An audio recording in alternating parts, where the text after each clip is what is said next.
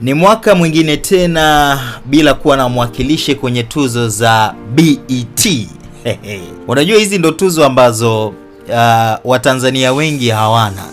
Mtanzania pekee ambaye alishawahi kushinda tuzo hizi ni Rayvanny. Tena kwenye kategori ambayo kidogo ilikuwa ina uwepesi wake, naweza nikasema hivyo, cause ni kategori ya msanii anayechipukia, msanii anayekuja. Mwaka jana pia alikuwepo Abby Chams, japo aliangukia patupu. Mwaka huu hatuna mwakilishi yoyote kwenye kategori yoyote ile. Mara ya mwisho kuwepo kwenye kategori ambayo kidogo ina uzito ilikuwa ni mwaka 2021. Diamond Platnumz alichaguliwa kuwania tuzo hizo kama Best International Act in Africa, na ameshachaguliwa kama mara 3. Ilikuwa mwaka 2014 kwenye kategori hiyo, 2016 na 2021, ile akaenda mpaka na shuka la Kimasai. Ila kumbe waandaaji wa tuzo hizo waogopi wa Masai, wakaamua kumpa tuzo Burna Boy.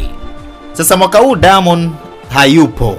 Unajua Diamond ndo tunamwangalia sana kimataifa, na mimi binafsi ndiye msanii ambaye nahisi anaweza akatuletea let's say Grammy au hizi BET, hasa kwenye kategori hizi kubwa ambazo anachuana na wababe wenzake wakina Burna Boy, Wizkid, nani. Lakini mwaka huu pia kwenye BET ameangukia patupu. Kwa hiyo hapa tusubiri mpaka Grammy nominations za Grammy ambazo zitatoka, nadhani itakuwa mwezi Novemba, pengine anaweza akapata chochote. Tuzo hizi zitatolewa mwezi ujao, itakuwa mwezi June tarehe 28 huko Los Angeles nchini Marekani. Na waliong'ara zaidi wasanii kutokea hapa barani Afrika ni wa Nigeria pamoja na wa South Africa. Namzungumzia msanii kama Burna Boy amepata nomination, Wizkid, Ashake, lakini pia Tems. Imagine Tems anagombania mpaka na wakina Caesar. Oh my god. Yaani amewekwa kwenye categories kubwa na wa Marekani. Best sijui R&B and pop artist. Na ni mtoto wa juzi tu, alafu kina Diamond ambao wamekaa miaka na miaka, tuzo hizi still wanaendelea kuzisikia. Nimewaambia kwamba hizi ndo tuzo kubwa ambazo Diamond hajawahi kushinda pamoja na Grammy. Ile MTV Europe Music Awards alishawahi kushinda mara 2, na sio yeye tu, even Alikiba pia alishawahi kushinda mara 1. Alikiba alishinda mwaka 2016, Diamond alishinda 2015, akawa nominee 2021, Zuchu akawa nominee 2022, Diamond akawa mshindi tena mwaka 2023.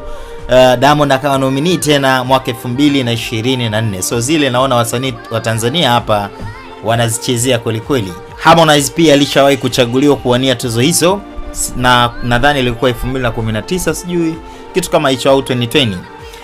So hizo kidogo wa Tanzania wamezizoea, lakini hizi mbili BET pamoja na Grammy ndio imekuwa mtafutano.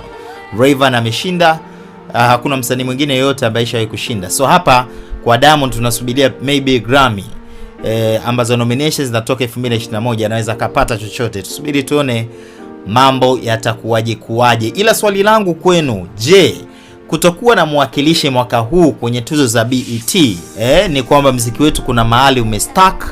Nini hasa kifanyike ili na sisi pia tuwe kama wa Nigeria kila mwaka basi tutoe washiriki katika tuzo hizi kubwa? Niachie maoni yako hapo chini kwenye sehemu ya comment section. Majina yangu mimi naitwa Mido Simba. Bye bye till the next time.